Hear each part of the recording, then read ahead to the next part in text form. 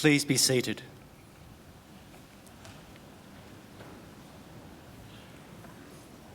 Distinguished guests, ladies and gentlemen, I would like to invite Uncle Bob Webb, representative of the Darug people, to offer the traditional welcome to country.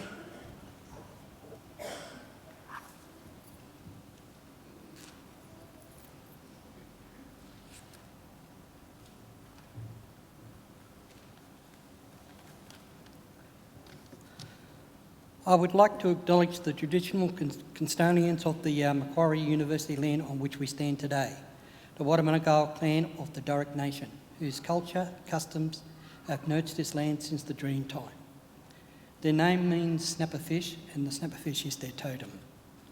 Wadawurrung clans survived for generations in a rich environment by fishing, feasting on shellfish, hunting birds and small animals. They also collected a variety of bush foods as food was plentiful. They also used the native plants as medicines. At first, the foreigners that arrived in boats were friendly, but things changed dramatically when the Marines built an earthwork fort at Parramatta. With this, the smallpox epidemic hit, wiping out a lot of the local Aboriginal populations. Others were driven out by the foreign settlers, but some survived and continued with the culture and traditions. The most famous person was Benediction, who had threw a spear at the Governor Arthur Phillip and is known to be buried in the Ryde area. So on behalf of these people, their elders, both past, present and the future, I would like to welcome you all to their land. So welcome, welcome, welcome.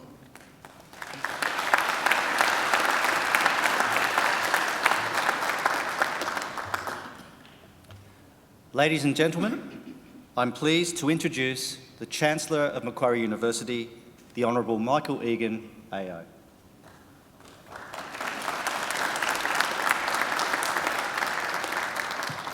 Thank you, Uncle Bob, for your welcome to country. Well, graduands, ladies and gentlemen, boys and girls, first I want to thank all of you for coming. A graduation ceremony is an important celebration of achievement. The achievements, of course, of our graduands, but also of the university. So it's very good that you're here, and I'm very grateful that you are. I also want to especially thank those of you who have brought children with you. It's good for them that they're here, because their memories of today and of the importance of today may one day be the thing that inspires them to emulate the successes of today's graduands. And their presence is also good for us, because every celebration is enhanced by the presence of children. Now, unless children have changed enormously since I was a child, few of them will be able to stay quiet or still for the duration of a graduation ceremony. And I don't expect them to, or want them to, and I don't want you to worry if they don't. They are most welcome, and please let them run around and make as much commotion as they like.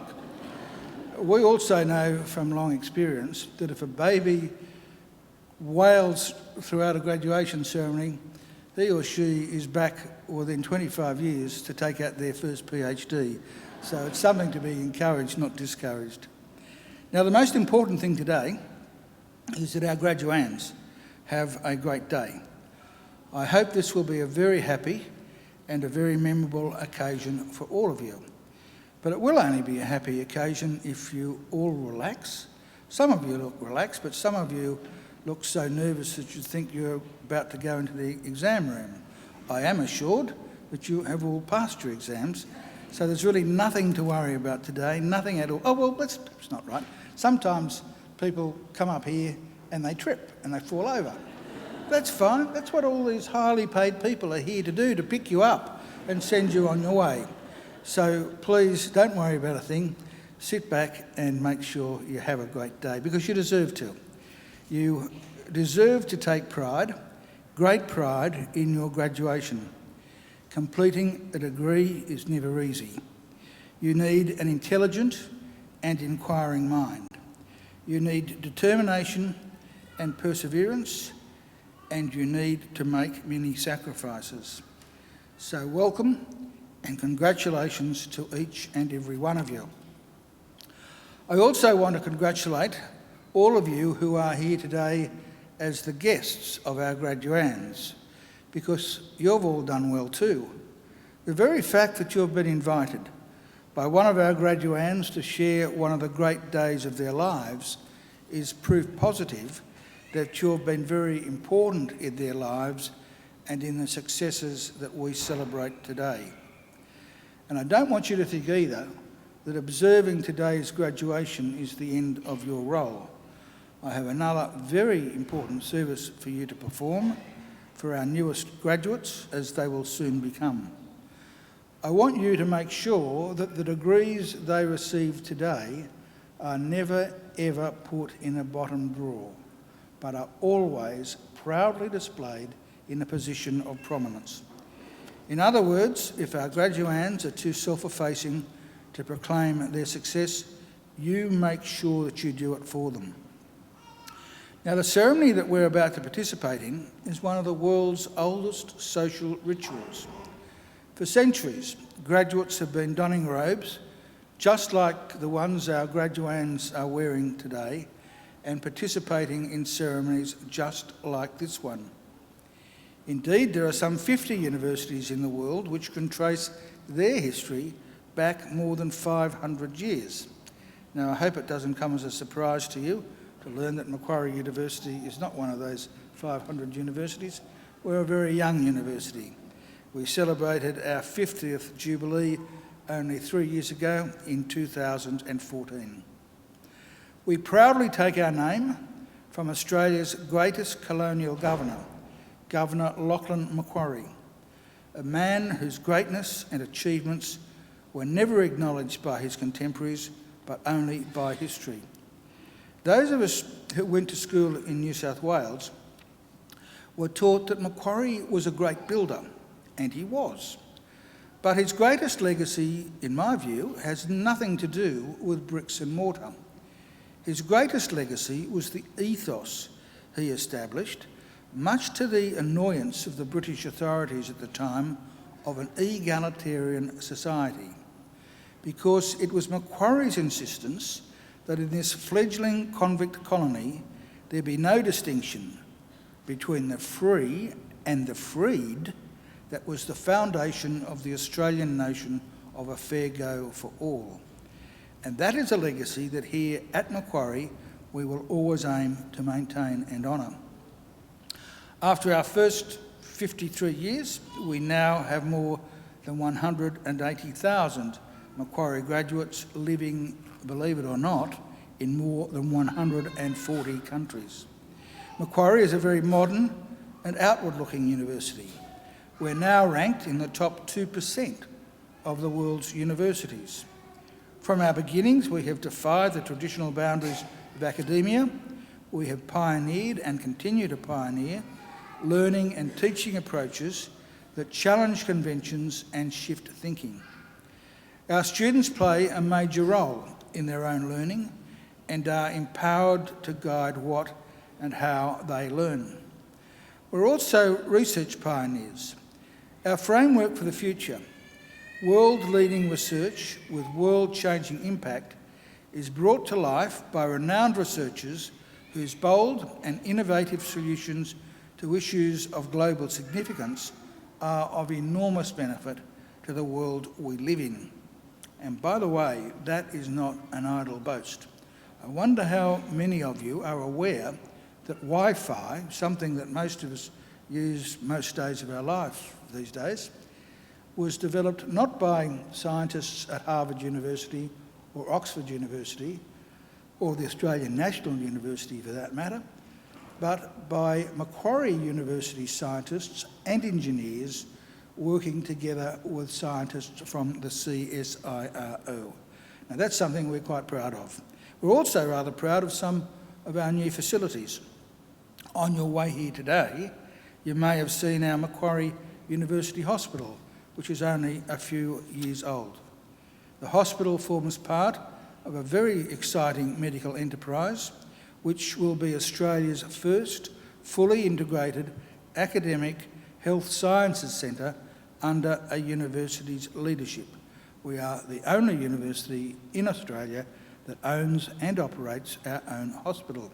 And of course, as well as being used by the academics and the students in our medical faculty, it's also used, as the name implies, for its primary purpose of a hospital. And it's a first-class hospital, let me assure you. I was a patient there for three days, just a couple of years ago, and I can assure you that the level of care and attention and treatment is absolutely first class, especially when you're the Chancellor.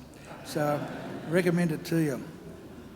Other outstanding new facilities are our library, our Australian Hearing Hub, a world-leading institute in hearing and language sciences, a state-of-the-art media centre, a newly launched simulation hub for teaching and research, and cutting-edge science laboratories. Now, that's not to say that all of our lecture rooms and laboratories are first class. Unfortunately, they're not.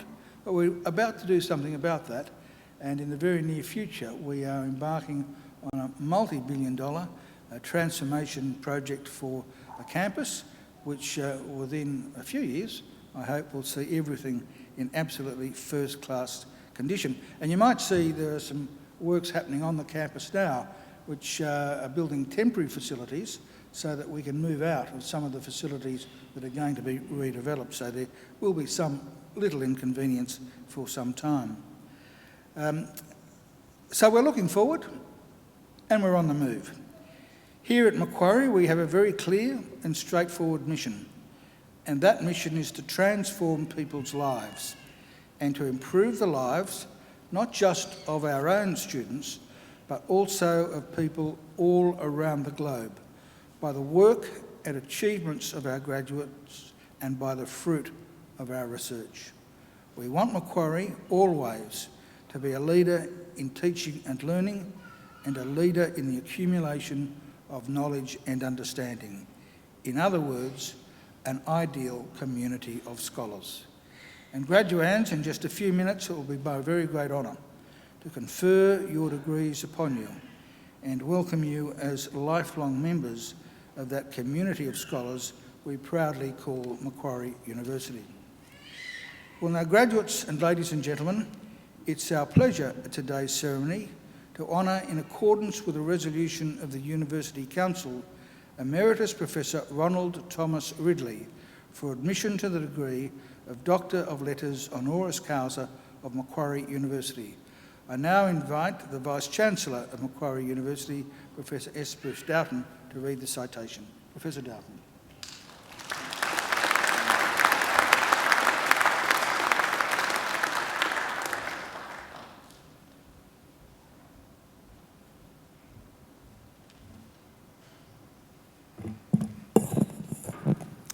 I now invite Emeritus Professor Ronald Thomas Ridley to please stand for the citation.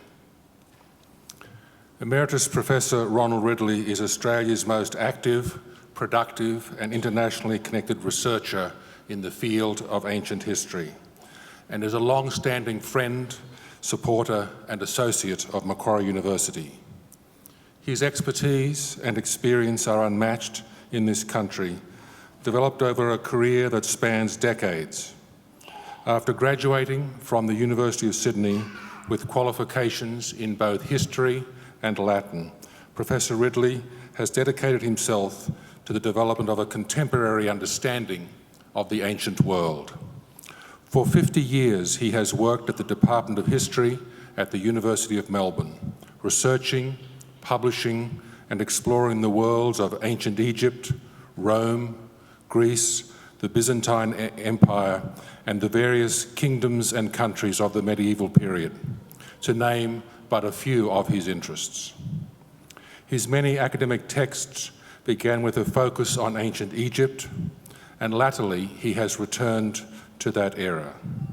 In between, he has traversed the Roman world and its Greek component, and explored extensively its reception in Italy in recent centuries. His work forms nothing less than a historiography of history itself, including notable titles such as The History of Rome, a documented analysis, the eagle and the spade, the archaeology of Rome during the Napoleonic era, the Emperor's retrospect, Augustus's res gestae in epigraphy, historiography and commentary, to name but three. Professor Ridley has been instrumental in the development of ancient history as a discipline at this university since its inception as a department in the year 1969. He has given generously of his time and expertise by way of lectures, thesis examinations, and mentorship to postgraduate students. He has donated personal copies of rare and important publications to our Ancient Cultures Research Centre and continues to assist in the development of this unique collection. He has been elected as a Fellow of the Royal Historical Society, the Society of Antiquaries, the Australian Academy of the Humanities, and is the only Australian Fellow of the Pontifical Academy of Roman Archaeology.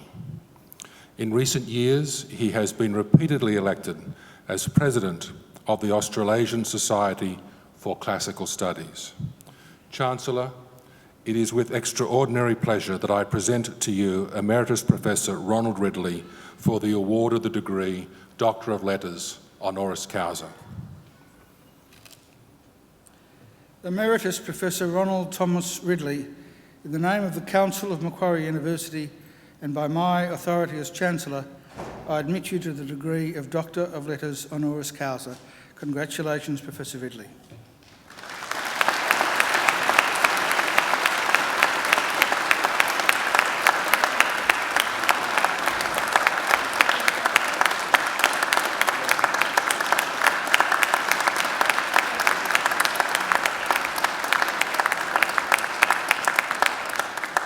Ladies and gentlemen, I now invite Professor Ridley to give the occasional address. Please welcome Professor Ridley.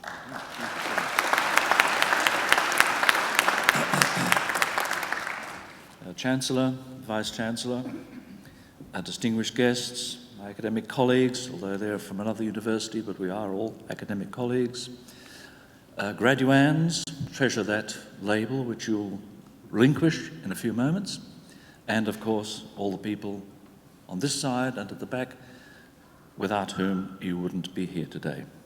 And I'm going to talk about that fundamental matter. The title of my talk today is Gratitude.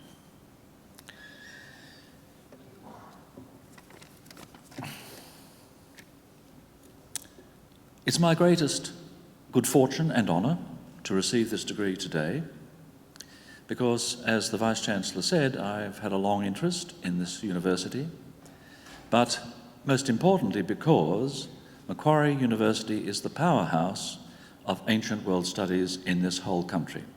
No one can come within cooee of Macquarie's contribution in this area of study. It's really wonderful, and anyone who works here has a very great privilege.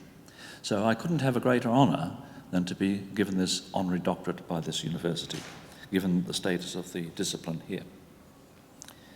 I don't want to talk about myself today, as I've already intimated, but you'll forgive me if I make the odd personal reference or example.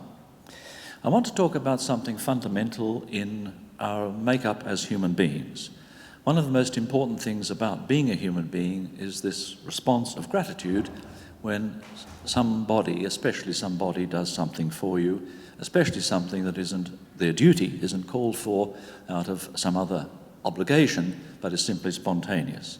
We share, of course, this feeling with the animal kingdom. Look at a dog wagging its tail and a cat smiling and so on. But it is an essential part of our humanity.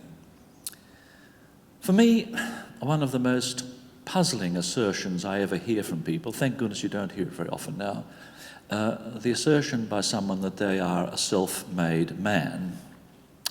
The language is gender-specific. I don't think women talk about themselves that way. But this is a nonsense. Whenever you hear someone talking like that, you realise they need to seek attention of some kind. One of the greatest English poets, John Donne, said, "No man is an island." He wasn't using gender-specific language. You could simply say, no person is an island. Even the people who think they're unless you are living on an island and have no contact whatsoever with anyone else, otherwise you do have contact with other people and they are doing things for you every day. So there's no such thing as a self-made man. So where does gratitude begin? Well, I think I'm going to talk about three areas of our lives. One is our education. Think back. I want all the graduates to think now about the people all through their education who have been not only excellent teachers, who've been able to teach their subject and impart it to you, which is a very great skill, not commonly found, but those people who even have, as you all know, changed your lives. The people responsible for the fact that you are here now today.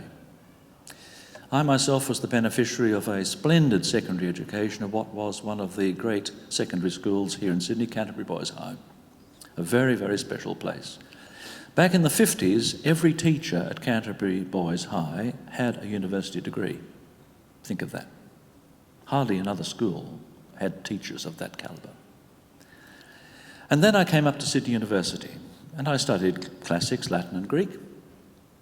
But what captured my imagination was history, and in particular ancient history, which went of course with Latin and Greek. And there were two teachers, Geoffrey Evans and Edwin Judge. Geoffrey Evans was the leading Assyriologist in the country. He was a cuneiform scholar. His main project at the time of his death was a translation to English of the Macquarie letters. I just throw that out for those of you who know what I'm talking about. The Macquarie letters. They still haven't been translated to English. He taught me that history is history, that you can't understand the classical world without the pre-classical world. So how great a contribution is that? He was struck down by a brain tumour at the age of 50. Edwin Judge taught me different things. He taught me the way you lecture to a class, not with your head buried in notes, dead pages which you're trying to read out, but looking at the audience.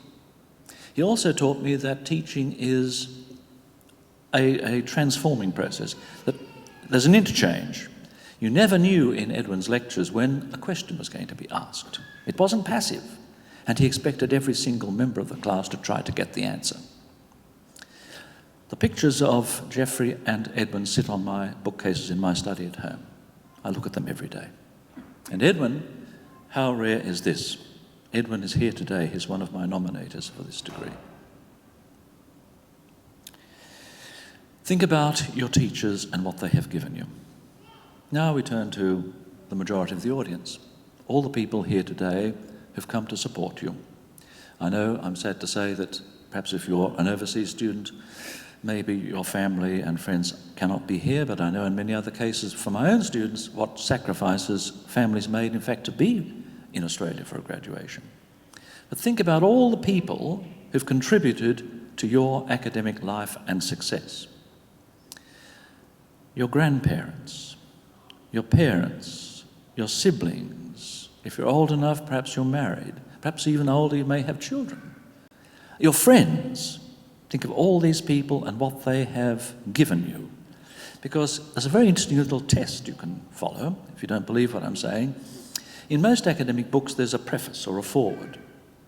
And it starts off listing all the academic people who've helped you, the libraries you've got books from and so on, the colleagues who took your teaching when you were away or studying or whatever, researching. And then usually at the end it says something about the family, something along the lines of, and I wish finally to thank my parents or my wife and children who gave up so much in order that I could write this book. I know what a sacrifice it is for everyone around you to help you to your success. My own mother was deeply flummoxed by the fact that from my secondary school years, right through my university years, Saturday and Sunday were study days.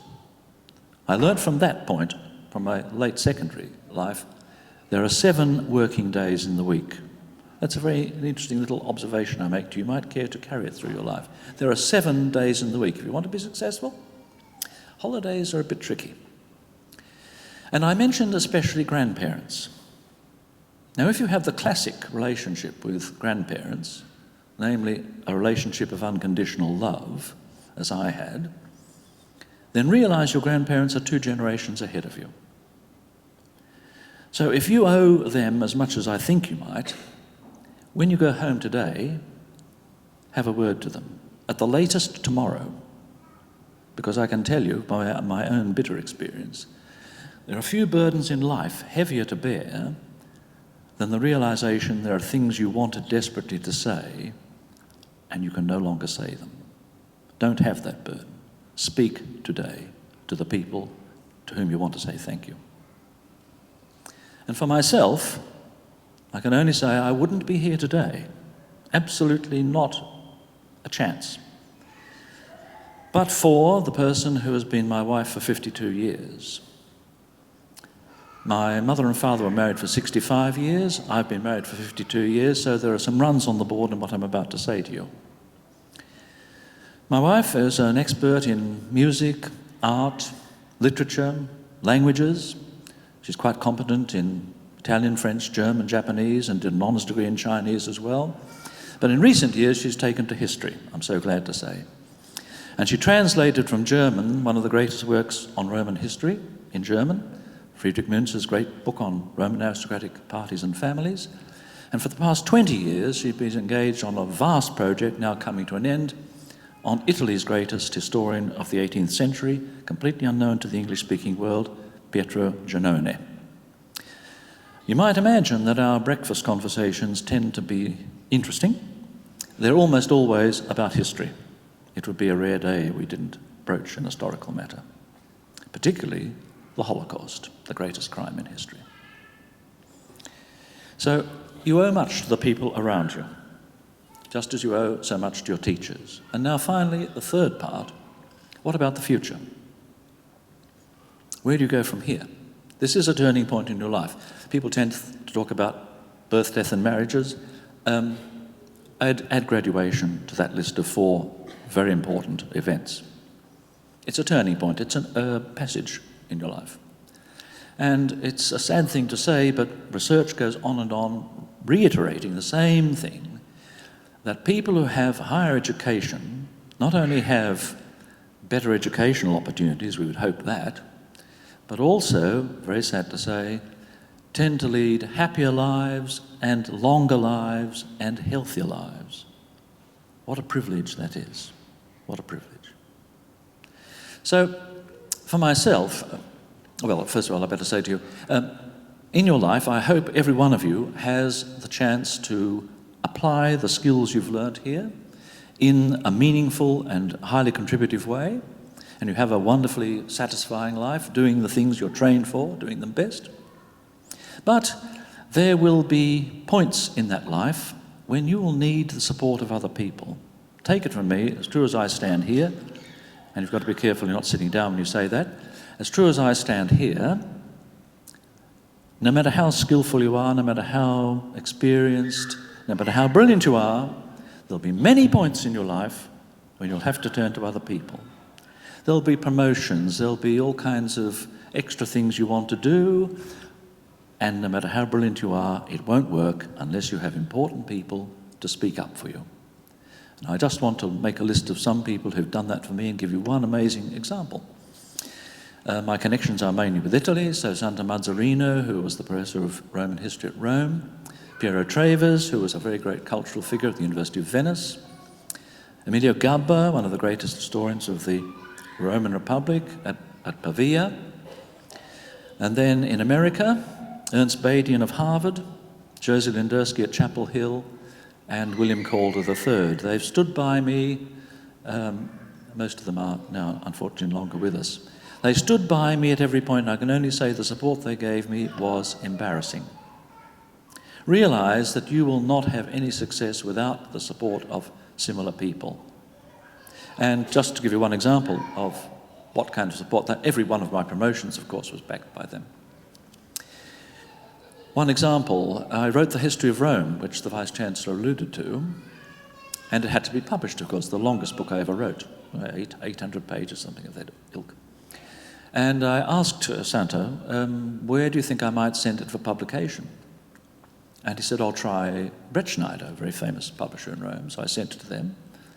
And sometime later I came back to Bretschneider and asked to see the manager, and I said, oh, have we got any word back about my manuscript? And he said, oh, yes, yes. And he started fossicking in his drawer. And he said, well, we got an answer. It's very short, but it's very clear. He finally produced from his drawer Professor Mazzarino's visiting card. And he turned it over, and there were 5 words written on the back of the card. Questo libro deve essere pubblicato. This book should be published. I mean, that's how my History of Rome was published. You understand what I'm talking about? You will have these similar experiences. Realise to whom you must be grateful. And so I wish you all the most satisfying life now that you're graduating. I hope you can apply what you've learned. I wish you all especially a very healthy life. And I join you in being very honoured to be a graduate of this great university. Thank you very much.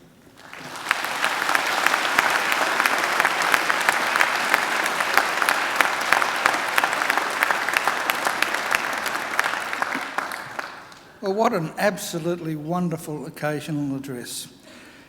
There must have been something about Canterbury Boys High, because I know so many people that went to that school that are just first-class human beings. I hope it still produces great people. Thank you, Professor Ridley, for those lovely things you said about our ancient history department at Macquarie University, and for the wonderful things you said about our own Professor Edwin Judge, who's this gentleman here, and I think he deserves to take a bow. Edward, could you please stand?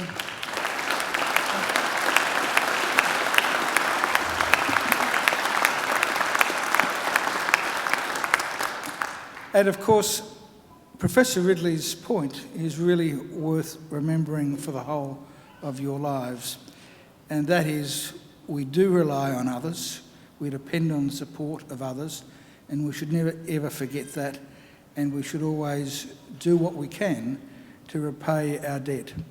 And never underestimate the impact that your gratitude can have on someone. It can really make a great difference. I think Professor Ridley deserves another great round of applause.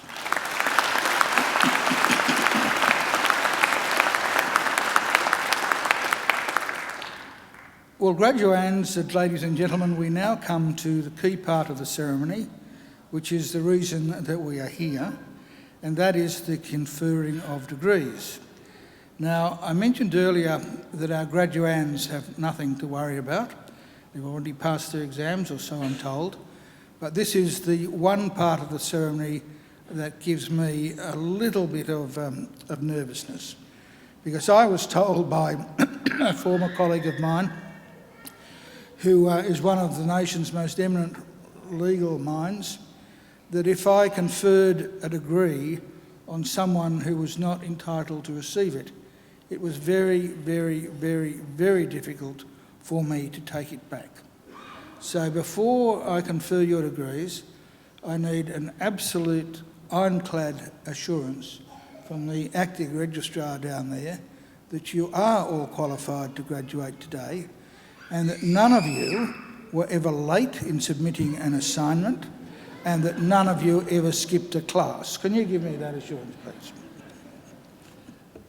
Chancellor, I certify that all of the candidates being presented here today and those who are absent have satisfied the requirements of the Academic Senate for the degrees they are to be awarded. Would all candidates for admission to degrees please stand? Graduands, in the name of the Council of Macquarie University and by my authority as Chancellor, I admit each of you present and those who are absent to the degrees for which you have qualified. Graduates, congratulations.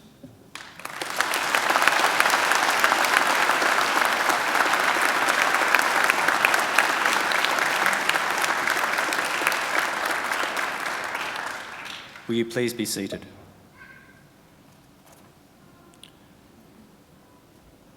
Chancellor, the graduates at this ceremony are from the Faculty of Arts. I now call on Professor Katrina Mackenzie, Associate Dean Research for the Faculty of Arts, to present the graduates. Professor Mackenzie. Chancellor, the graduates at this ceremony are from the Faculty of Arts. Students and staff in this faculty work together within their academic disciplines and across disciplinary boundaries to address socially complex problems. They identify research directions, analyse and communicate ideas in creative formats, and develop the skills and knowledge they will need to understand the world, past, present and future.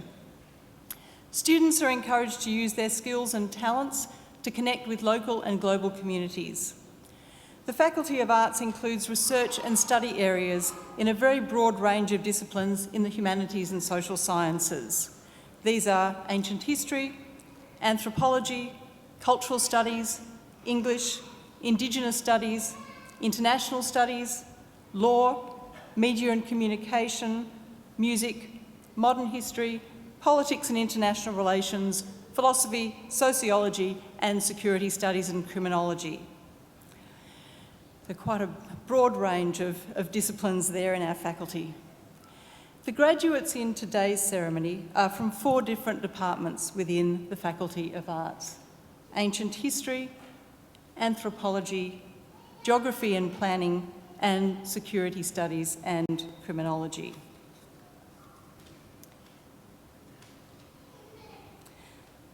Chancellor, I present to you the graduates from the Faculty of Arts whom you have admitted to degrees.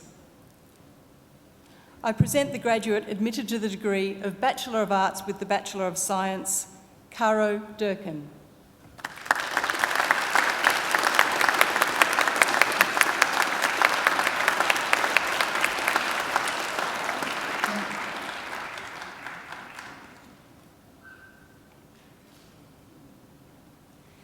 I present graduates admitted to the degree of Bachelor of Ancient History, Candice Louise Green.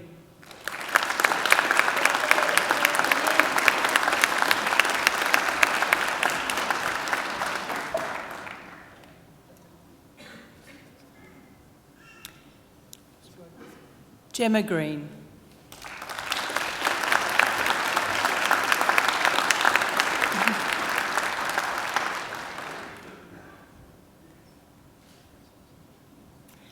Bree Shannon Kelly.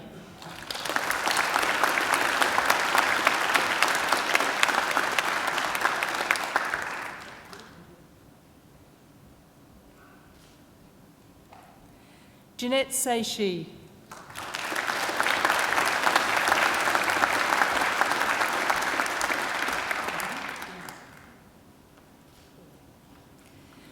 I present graduates admitted to the degree of Bachelor of Arts. Siebel Arktim.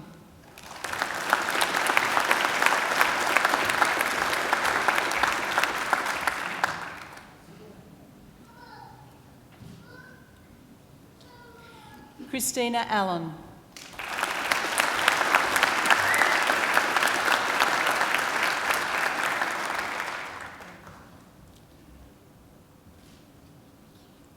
Mohammed Basit Baram.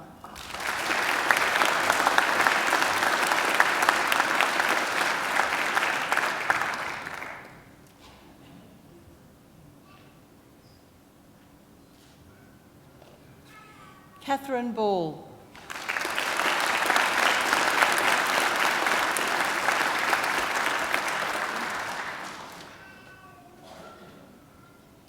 Adriana Thea Bertoni.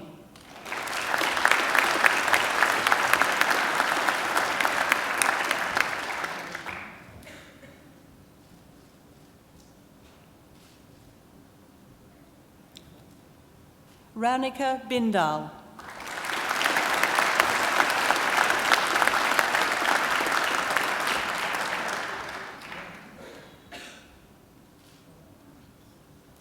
Samuel Lee Bishop Taylor.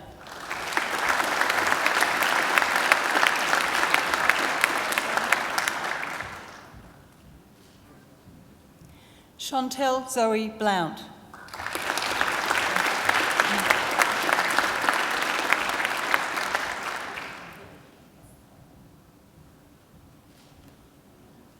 Angus Alexander Finlay.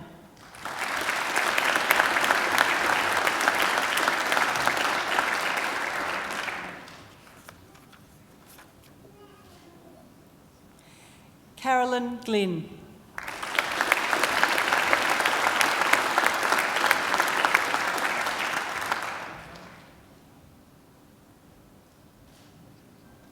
Armela Hamidovic.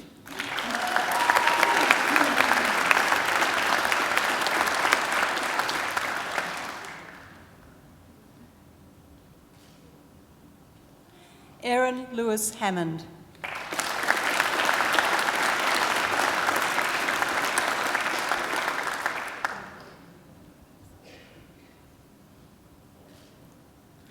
Janelle Hauser.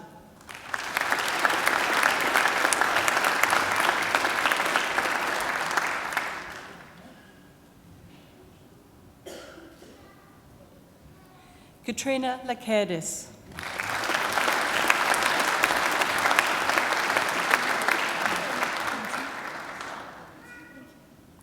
Jansen Yin Soon Lam.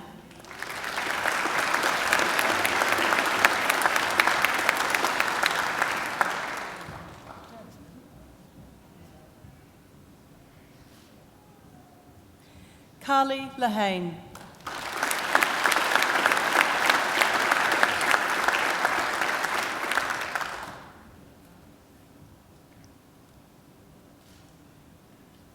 Sasha Moody.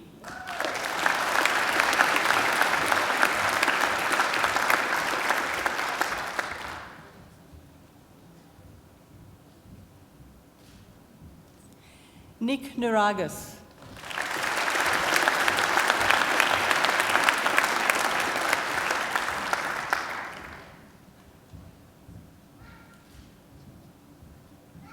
Wayne Paslow.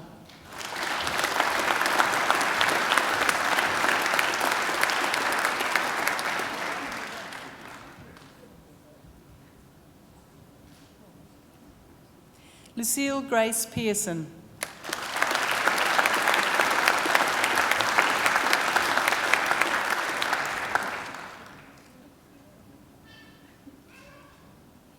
Jackson Perrott.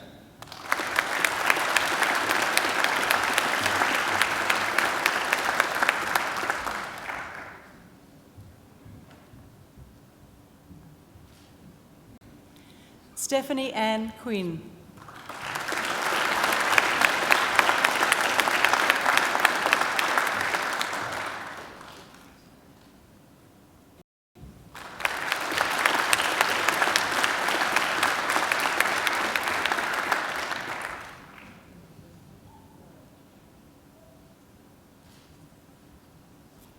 Nathan Robert Ridge.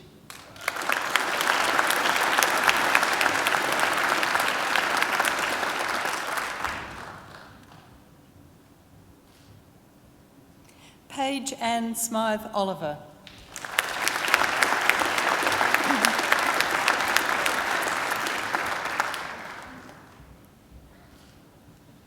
Ingrid Elizabeth Stumpf.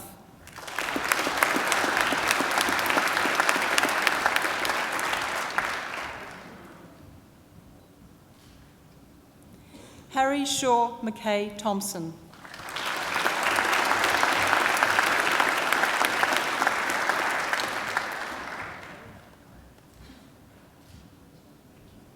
Tyra Turgut.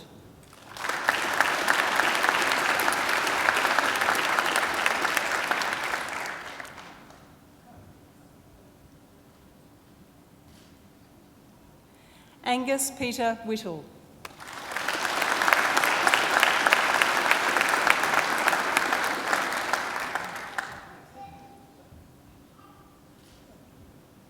Seamus Alexander Woolven.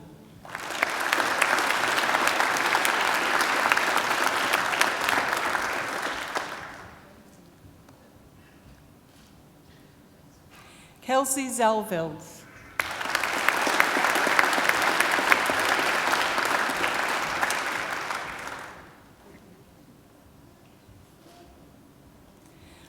Oliver Gabriel Bracewell.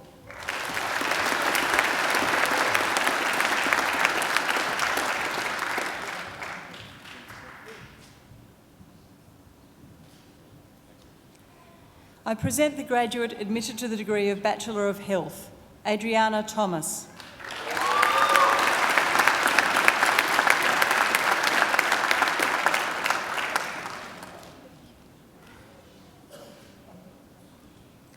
I present graduates admitted to the degree of Bachelor of Planning, Chirag Bhavan,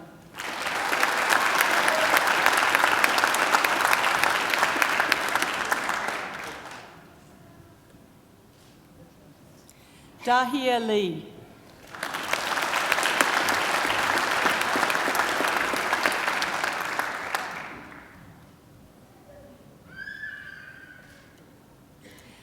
Ferdinando Macquarie,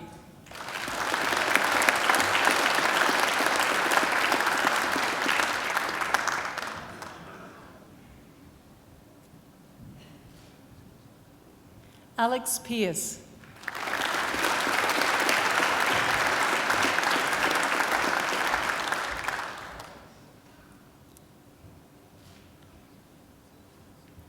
Christopher Fu,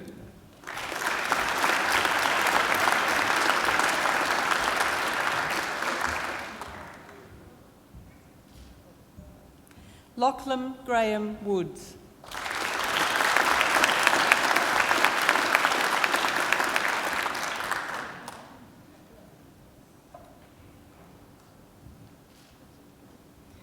I present graduates admitted to the degree of Bachelor of Security Studies, James Duncan Mackenzie,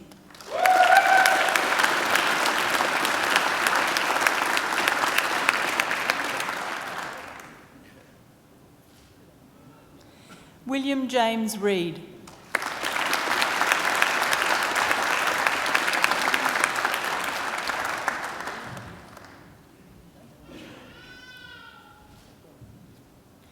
Johnson Zheng,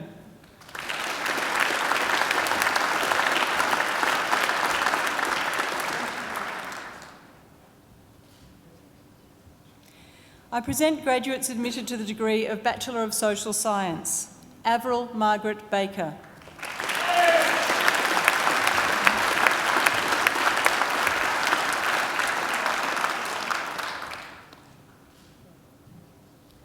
Amy Scarlett Brown,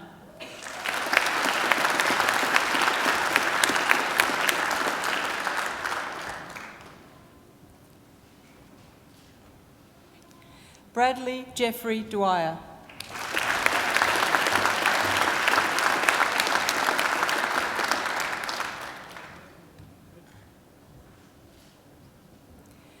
Amelia Sophia Rose Hillman,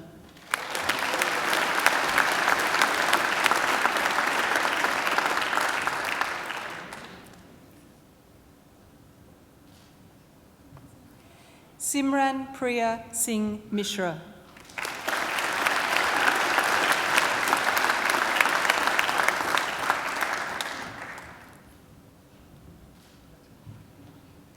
Bianca Kate Neal Shaw,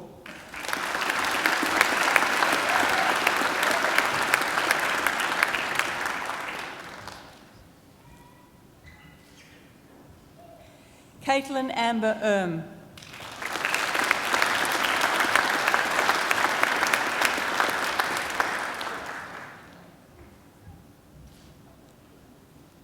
Rachel Schweikert,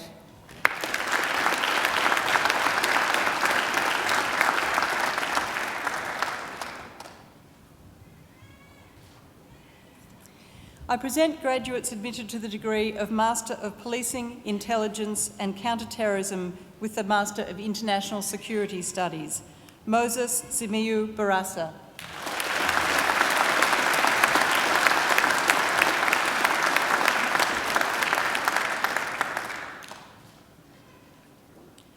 Sabina Baunan,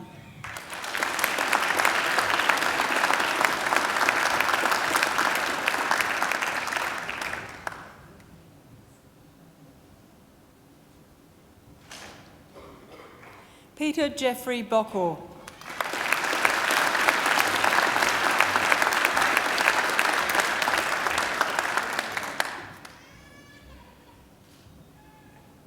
Mark Andrew Collins,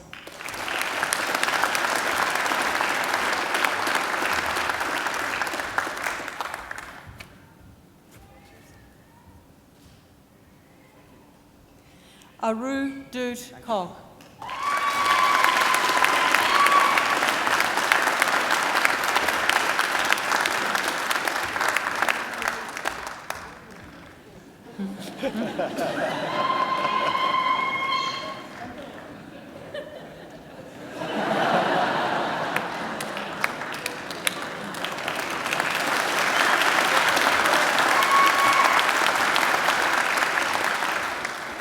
Erin Rennell.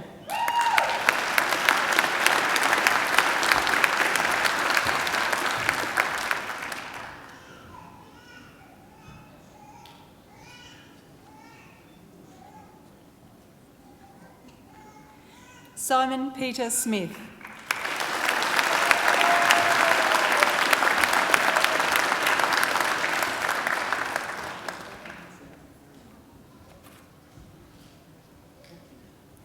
Mary Amy Delphine Uamwezi.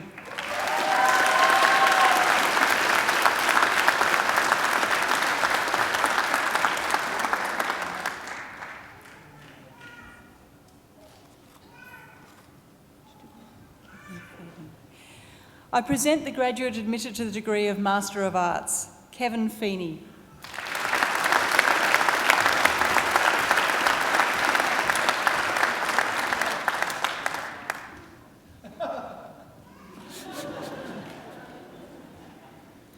I present the graduate admitted to the degree of Master of Cybersecurity, Policing, Intelligence and Counter-Terrorism, Edward Jeffrey Moore.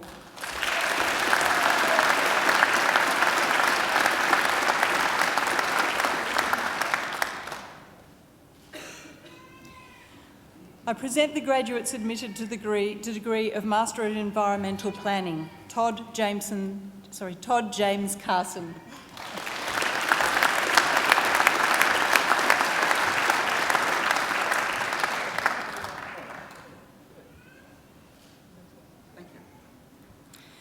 I present graduates admitted to the degree of Master of International Security Studies, Julie Yvonne de Carpentry.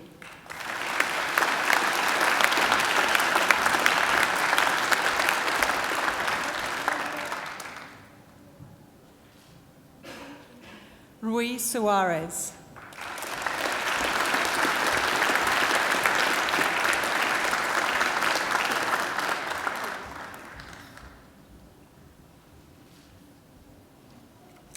I present graduates admitted to the degree of Master of Policing, Intelligence and Counter-Terrorism, Mohammed Rizki Anugara.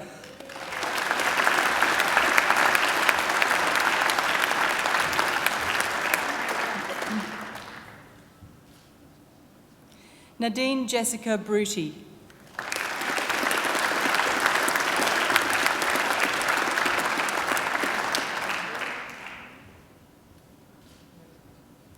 Jonathan Klamovsky.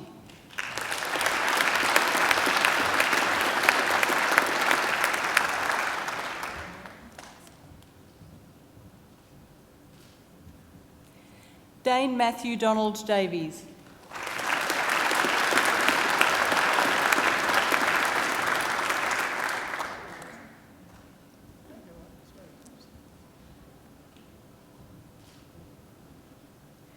Caitlin May Dawson.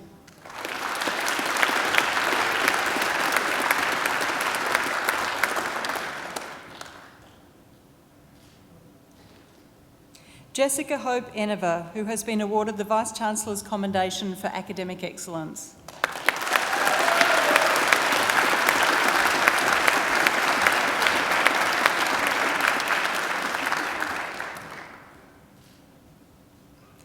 Benjamin Filippo.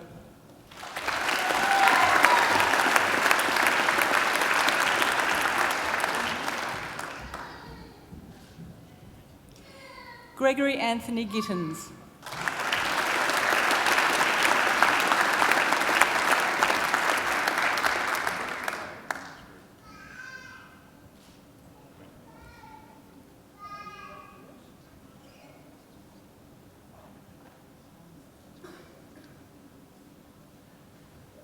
Karen Heenan.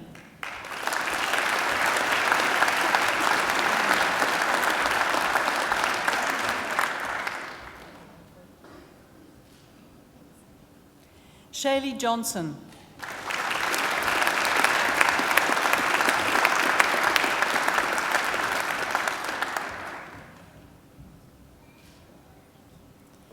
Braden Gary Jones.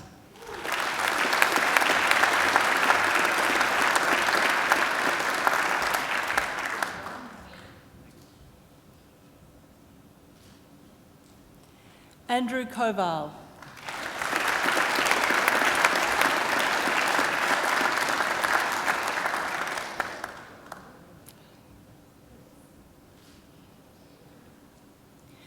Kavi Parati Nakarinen.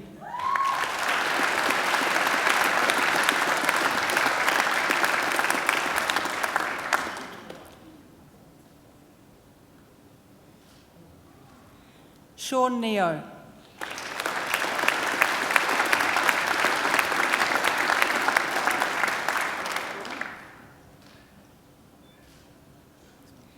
Elena Penev.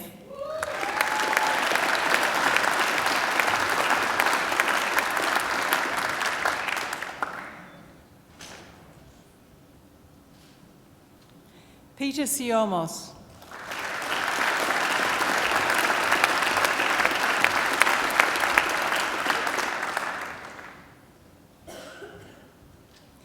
Vladimir Stankovsky.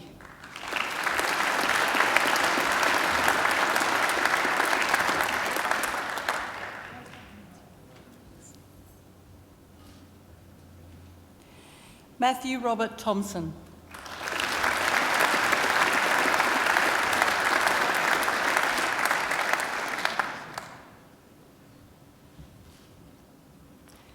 I present graduates admitted to the degree of Master of Sustainable Development, Doigu Jaimaz.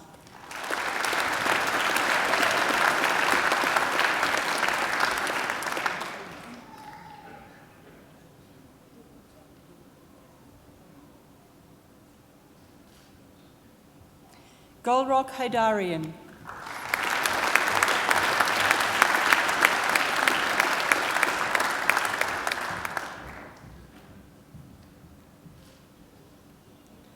Alejandra Lacleta Leon.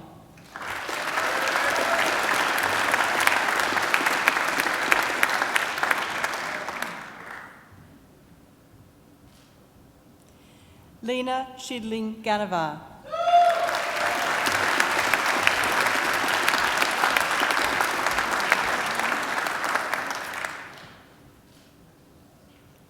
Colin Richard Stewart.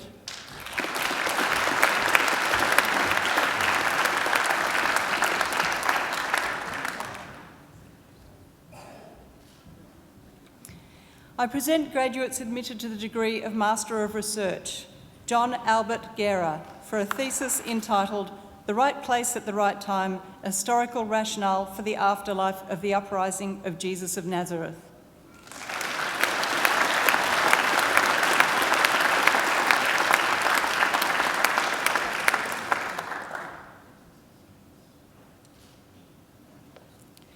Emily Jane Nagel, for a thesis entitled Fighting Them Every Single Step of the Way, the Struggle for Reproductive Rights in the Republic of Ireland.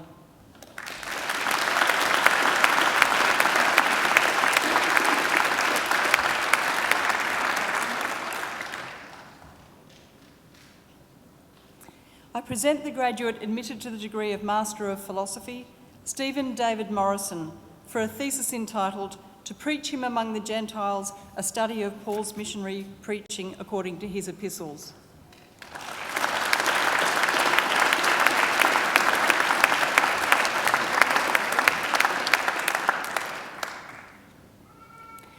I present graduates admitted to the degree of Doctor of Philosophy, Dr. Elizabeth Agaby, who studied under a co-tutel joint agreement with University of Göttingen, Germany, for a thesis entitled Whoever Writes Your Life Story, I Will Write His Name in the Book of Life, the Arabic life of Antony attributed to Serapion of Timus in manuscripts of the Red Sea monasteries.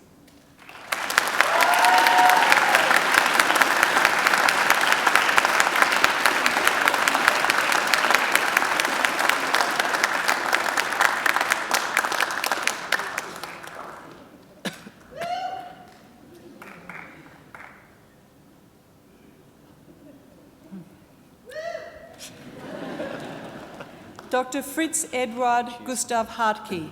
for a thesis entitled Early Egyptian Culture and Society, Gleanings from Rock Art in the Environs of the Upper Egyptian Nile Valley and the site of Hierakonpolis.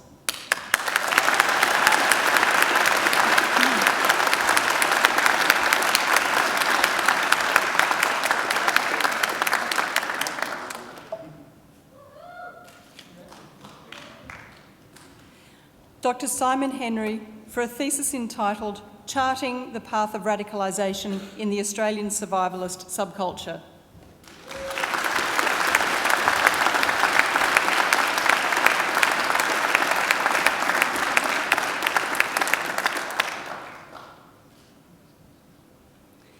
Dr. Seamus Jeltz Clayton MacDonald for a thesis entitled Pro-Nicene Exegesis in Hilary of Poitiers de Trinitate and Basil of Caesarea's Contra Eunomium, a Comparative Study.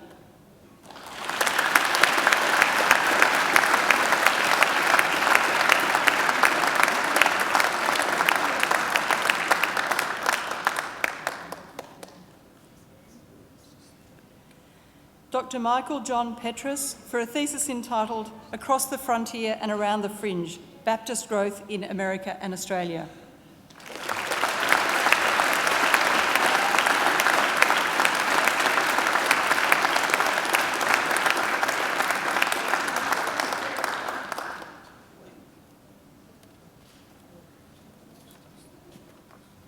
Chancellor, that completes this morning's presentation of the graduates from the Faculty of Arts.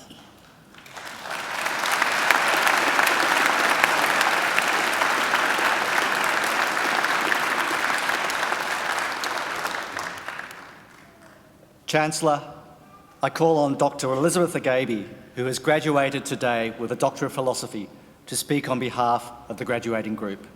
Dr. Agaby.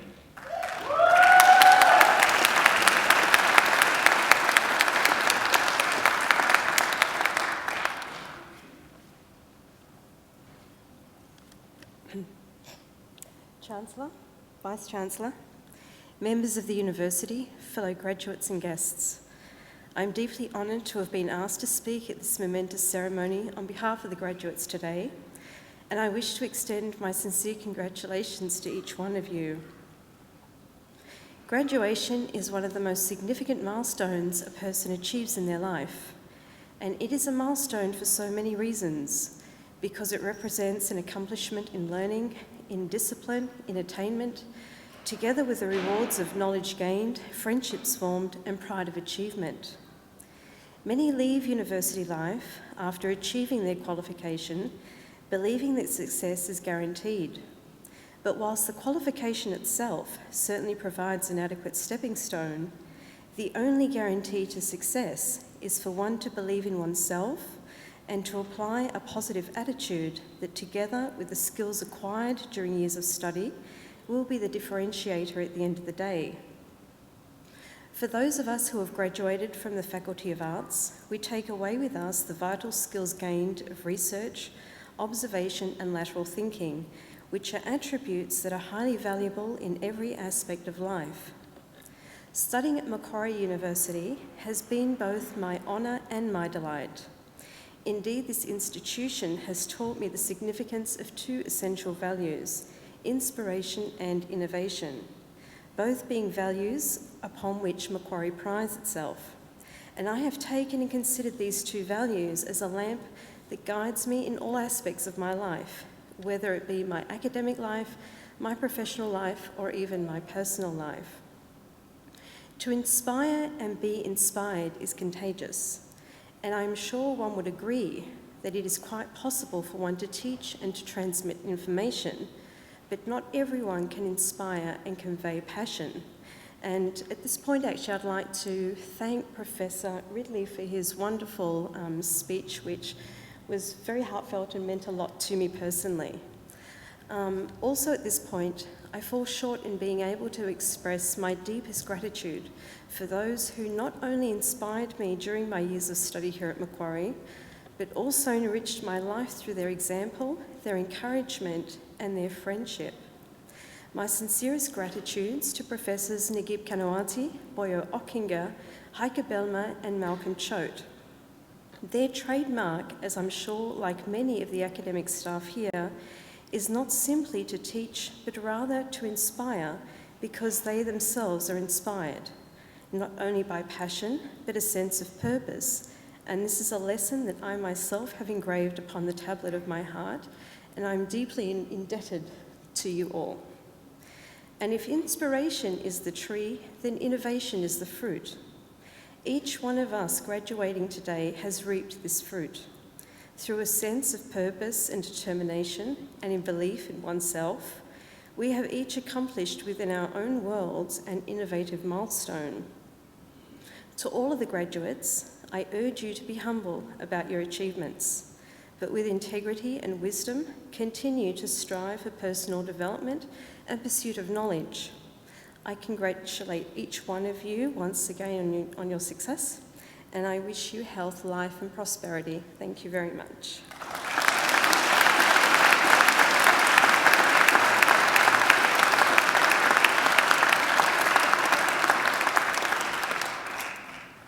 Well, congratulations, excuse me, Elizabeth, not only on a great speech, but also on your doctorate. And what Elizabeth has said is quite right. You do have to believe in yourself, and yes, each and every one of you can be an inspiration, so don't forget that. I hope we have a very long association with Dr. Elizabeth Agaby, and I'm really glad that you brought such a great cheer squad with you. That always adds to it. Well done, thank you for coming, and come back. I think she deserves another great round of applause.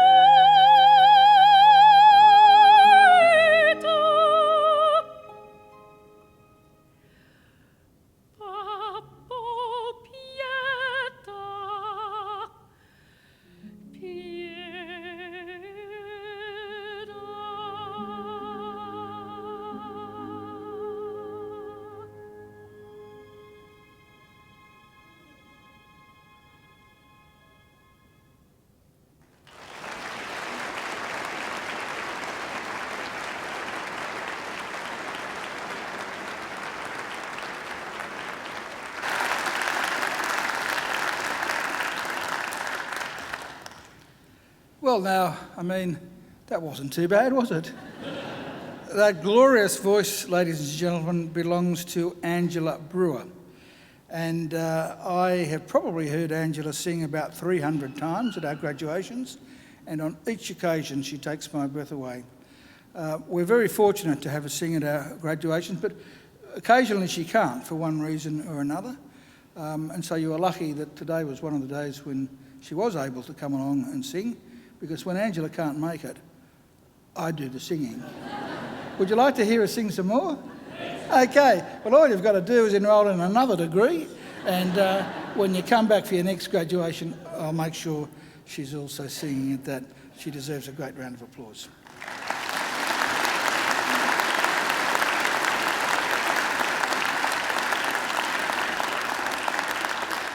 As do our great musicians on the Chinese transverse flute over there, Dr. Chai Chan Ning, where there's Chai.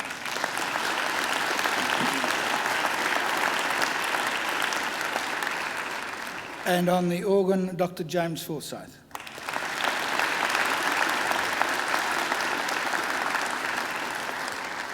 And I'd also like to thank the people who are sitting near our musicians over there, and I think a couple over here, who are our alumni volunteers and who come along to our graduation ceremonies to make sure that everything flows smoothly at your graduation.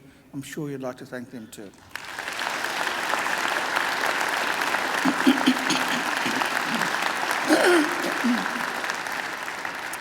And sitting behind me, of course, are representatives of our academic community who have been very important to you through your progress here at Macquarie.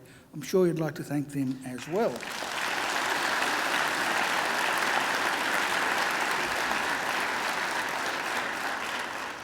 And you might recall that I told you earlier that I'd had absolutely first-class treatment when I was a patient at Macquarie University Hospital, and I've just been handed a note to say that the doctor who cared for me then is here today, and his son is received a Master's in International Security, and his name is Peter Bokor, and his father's Des. Where's Des? Good on you, Des.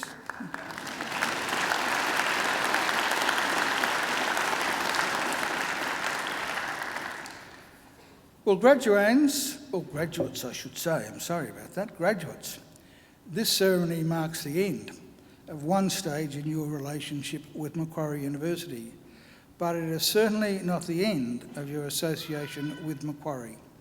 From today on, for the rest of your lives, you are part of the bigger Macquarie family, which is our alumni, and part of the network of 180,000 Macquarie alumni spanning the globe.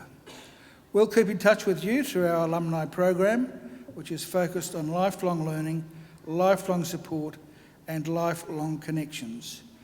Our commitment to you is to help you keep in touch and engaged with Macquarie throughout your life.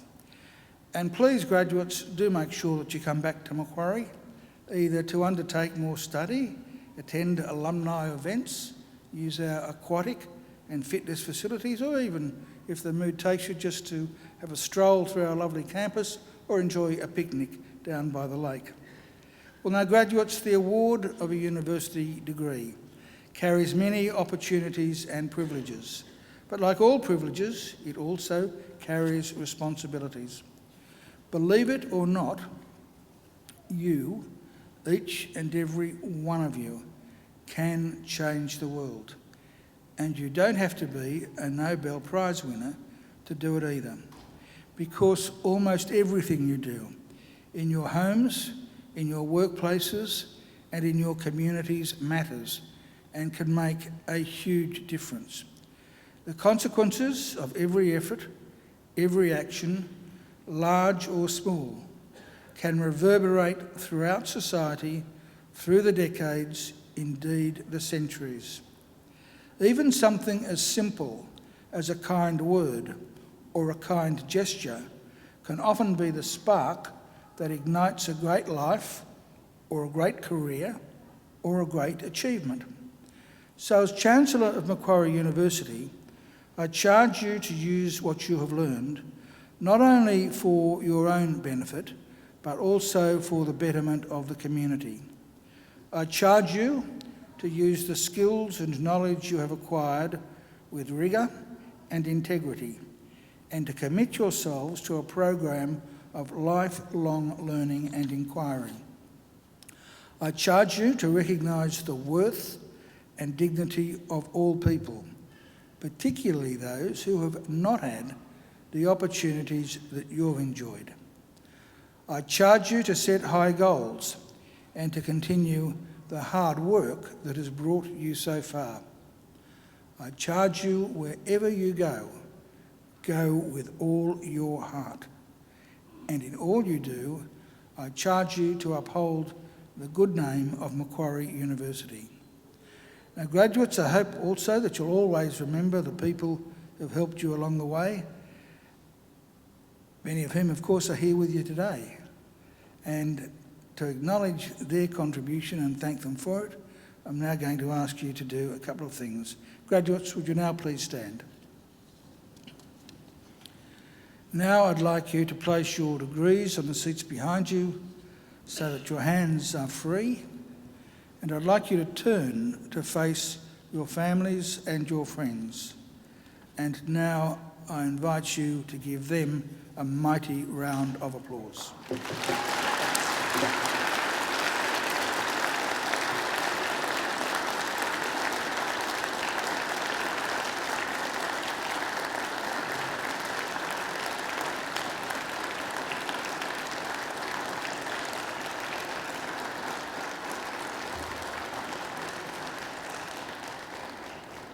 Well, graduates, you can turn around now, but don't sit down because we will be leaving in just a moment. I would urge you, though, to pick up your degrees. We don't want anyone leaving one behind. Well, ladies and gentlemen, I will now lead the official party out through the centre aisle, and we will be followed by all of the graduates. And then I hope you will all join us by going down the centre aisle and joining the procession down to the Macquarie, where I hope you'll stay and enjoy some refreshments with us. Now, we do have refreshments for the adults, and we also have some for the children. The parents usually kill me at this point, but we do have ice cream and fairy floss for the children. And if any adult wants to partake of the fairy floss, be my guest. Would you all please now stand and remain standing until the last graduate is processed out. Well, now, graduates, I wish you the very best for the future. And in the words of the old Irish blessing, may the road rise up to meet you. May the wind always be at your back. May the sun shine warm upon your face and rains fall soft upon your fields. And until we meet again, may God hold you in the palm of his hand. Graduates, good luck.